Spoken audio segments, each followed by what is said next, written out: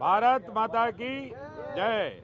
Operation सिंदूर पर भारत की सबसे विशाल तिरंगा यात्रा हर वर्ष की भांति इस वर्ष भी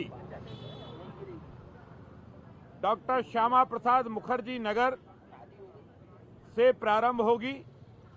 आज हिंदुस्तान के जन मन में, हिंदुस्तान के हर घर में तिरंगा पहुंचाने का अभिनव अभियान भारत के प्रधानमंत्री आदरणीय नरेंद्र मोदी जी के आह्वान पर लिया गया।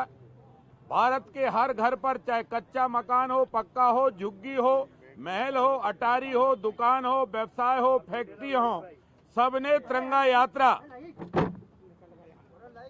लगाने का काम आज पूरे देश भर के अंदर चल रहा है। उसी के तहत हमने भी ये तिरंगा यात्रा का भव्य आयोजन किया है। ये तिरंगा यात्रा की शुरुआत मध्य प्रदेश के लोकप्रिय मुख्यमंत्री आदरणीय डॉक्टर मोहन यादव जी इस कार्यक्रम के मुख्य अतिथि हैं। उनके नेतृत्व में ये यात्रा का शुभारंभ होगा। विशिष्ट अतिथि के रूप में भारतीय जनता पार्टी मध्य प्रदेश के अध्यक्ष विधायक हेमंत खंडेलवाल जी उपस्थित रहेंगे। लगभग 50,000 से अधिक टू व्हीलर वाहन इस यात्रा में सम्मिलित होंगे। 1 लाख से अधिक लोग होंगे।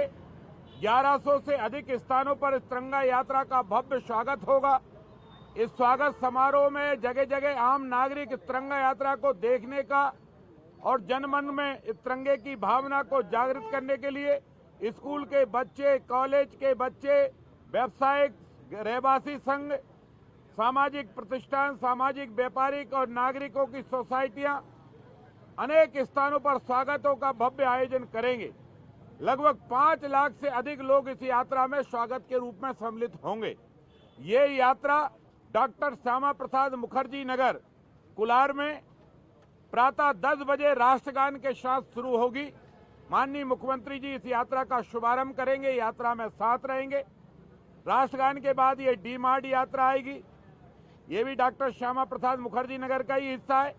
के बाद सीआई हाइट के चौराहे पर आएगी। ये भी कोलार का श्यामा प्रसाद मुखर्जी नगर 6 लेन का ही रोड का हिस्सा है।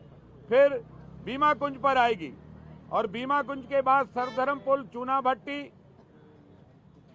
कोलार तिराया, वहां से मैनिट के बाद माता मंदिर, अटल चौक, अटल पथ के बाद न्यू मार्केट, रोशनपुरा और बांगणगंगा से हमारी स्वामी विवेकानंद पॉलिटेक्निक चौराया। इसके बाद राजा भोज स्टेचू, वीआईपी रोड से लाल घाटी से सीधे संत हृदयराम नगर, बैरागढ़ के लिए यात्रा रवाना होगी।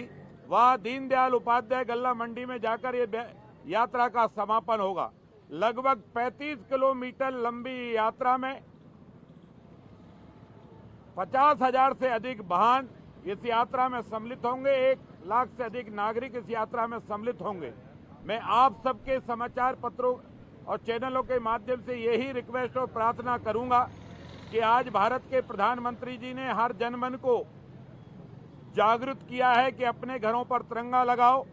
जिनके घरों पर तिरंगे लग गए हैं वो बधाई, जिनने नहीं लगाए उनसे प्रार्थना कि वो भी तिरंगा अपने अपने निवास पर जल्दी लगाएं और हो सके तो इस तिरंगा यात्रा में सम्मिलित अवश्य हों। अगर वो इस तिरंगा यात्रा में सम्मिलित होंगे, राष्ट्रभक्त नागरिक, हम शहीदों का सम्मान करेंगे। और 14 तारीख को हम तिरंगा यात्रा इसलिए निकालते हैं, कई लोग प्रश्न करते हैं कि जो देश का विभाजन हुआ है, ना उस समय के क्रांतिकारियों ने स्वीकार किया, ना उस समय के नागरिकों ने स्वीकार किया। तब भी भारत विभाजन के विरोध में भारत के नागरिक खड़े थे, भारत के देशभक्त खड़े थे। आज भी भारत के नागरिकों की मांग है और मैं भारत सरकार के गृह मंत्री आदरणीय अमित शाह जी को हृदय से धन्यवाद दूंगा। उन्होंने तो सदन के में भी कहा है कि आज नहीं तो कल जो पाकिस्तान अधिकृत कश्मीर है, पीओके जिसको हम बोलते हैं, वो भारत में मिलाया जाएगा।